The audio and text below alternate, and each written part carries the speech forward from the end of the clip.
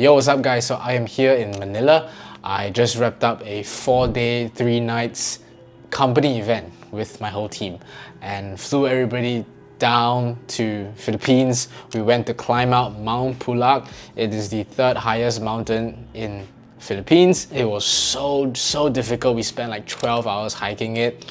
We went to get some massages. We bonded together. We cooked great food together, home cooked meals. We talked about company event, where we've come from, celebrated our past, our successes, our loss, and then also we talked about where we are going next and what we're gonna do differently, and how it's so exciting to have all of us together in this moment in time and just get excited about what's next to come. I spent so much money, but to me it's so worth it, you know? I have this belief that if I want to do something, I want to do it with people that I love, people that I like, and I also want not only me to grow, but I also want the people around me to grow. It is a very idealistic thinking.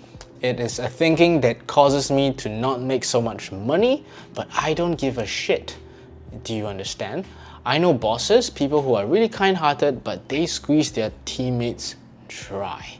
They don't pay them well, they see them as commodities, they find that they can be exchangeable anytime, but they talk about great things, family, bonding, company systems and structures and stuff, but I don't know, it doesn't feel right to me. So I am perfectly okay not getting so much money, but as long as my team and people around me gets fed, they are fulfilled creatively, they are also fulfilled in their personal life. I am so invested in their personal lives, and also they are rewarded financially. I don't want business to be transactional. I don't want it just because, hey, I need something from you, you do this for me and I'll pay you. I don't want it to just be that. I want it to be relational. I want to be invested in their growth. I want to support, I want to invest in their work, and at the same time it's a win-win situation whereby they win and I win. I think this came about because my very first clients,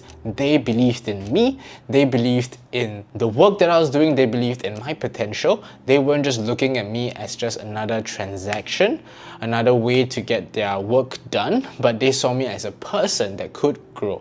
And so as I started to find and attract these clients, I also naturally wanted to do the same for my team. I wanted to have an environment where we're all just, it is transactional at the end of the day, right?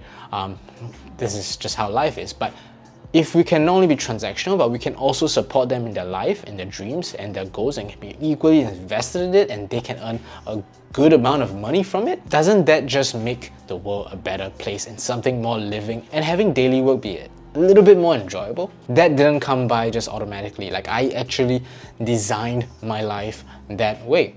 I thought about what is the life that I want to build.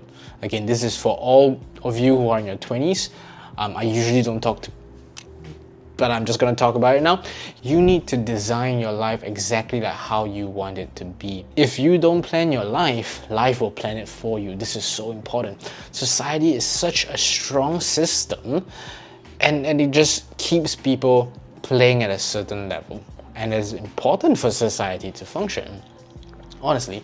But if you want to really be free, if you want to have the life that you want, if you want to beat the system, you need to constantly be figuring out, what is my ikigai? What does that mean? You need to figure out what is the thing that you are good at, what is the thing that you enjoy, what is the thing that the world needs, and what is the thing that you can be paid for.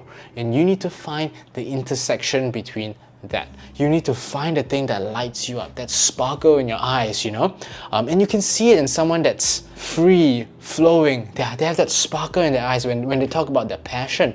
They're just so energetic. And while most people, you can see when you talk to them, they're like kind of dead in their eyes. You can see this especially so like the city areas, the 9-to-5 people, because they're so tired and drained out of their lives. I can't blame them, you know? But like, and is that how you want to live your life? A life where you're just doing things day to day without any joy, without any love for what you do, without doing something that truly lights you up internally, and all you're just focusing on is getting the next car, the next house, the wife, the kids, the house, and then die. Like, what are you chasing for? Why are we trying to live our life just trying to tick boxes after boxes of boxes? Are these the things that truly will make us happy, or is it because the world has told us that this is the thing that you're supposed to achieve? But at what expense? The expense of you losing your soul and your dignity from it? Fuck no, I don't want that. And neither should you, okay? So this is my personal mantra, is that I am choosing to build a life that's worth living, and that I can do it with who I want, when I want, and whatever I want. And when you design your life, when you think of the angle, and why it's so important to think of the angle, is that life can be very messy, right? Life can be very messy, it can take you in all different directions, but if you don't have that North Star, if you don't have the thing that you're trying to fight towards, that compass pointing you the direction of north, you're just gonna get swayed away by like the oceans, the wind, dangers, everything. They're just gonna they're just gonna like swap you away. They're just gonna beat you in all different sorts of direction, and until the point where you don't even know where you're at. So you need to have that North Star. You need to design your life, and then you work backwards towards it. And even if you course correct, even if life throws curveballs at you, because they will, right? Even so, you are able to recalibrate and realign and get back into it. So if you're in the early to mid 20s, you need to understand this. You need to go hard at the buffet of life. Try everything. You need to have the mentality that I want to figure out what my ikigai is. I want to try everything. I want to try new experiences. Try. There'll be some that you love, there'll be some that you hate, and there'll be some that you kind of like, right? Gather those experiences, and then gather those data, and then figure out what is it that I do not like, don't ever do them. The people that I do not like, don't hang out with them. The environment that I don't like, leave them. And then figure out what is it that I like and continue to do that.